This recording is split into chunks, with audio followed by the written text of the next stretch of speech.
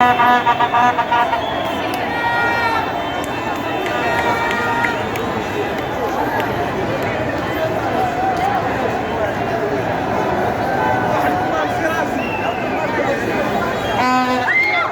رائعة جدا، أجواء جميلة جدا.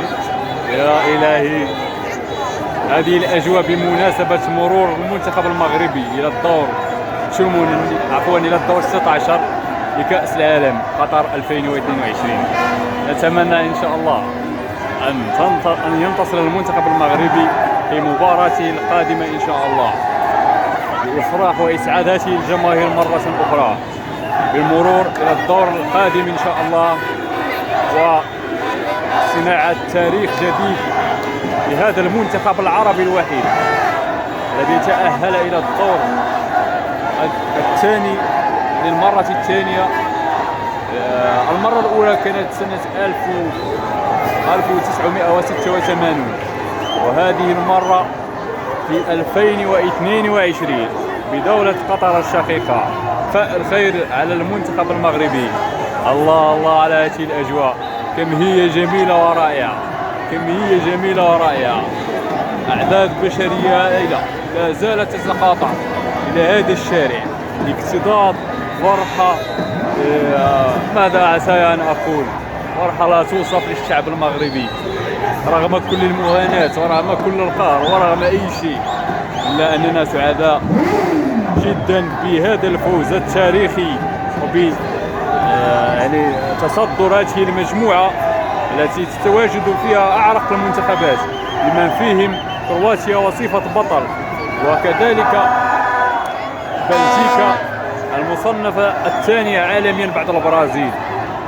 الحمد لله، لقد كتبنا التاريخ من جديد، قد كتبنا التاريخ من جديد. الحمد لله، الحمد لله، الحمد لله. نتمنى أن تستمر هذه الأفراح، نتمنى أن تستمر هذه الأفراح إلى حين آخر إن شاء الله، ولم لا التتويج بهذا اللقب الغالي الذي سيكون إن شاء الله للمرة الأولى لدولة عربية إسلامية، وإن شاء الله سينال المغرب هذا الشرف. نتمنى ذلك.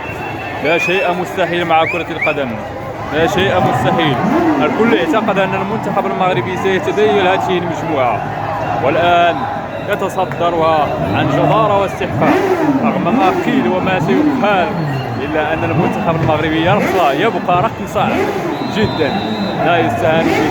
الحمد لله، نعود إلى أجواء الفرحة والبهجة والسرور كما تشاهدون معي. الله الله الله الله. الشعب المغربي خرج عن بكرة أبيه مسرورا فرحا. الحمد لله، الحمد لله. لم نشاهد هذه الفرحة من قبل. الحمد لله. هذا الجيل سعيد جدا برؤية منتخبه يتألق في هذه الكأس العالمية. الحمد لله، الحمد لله.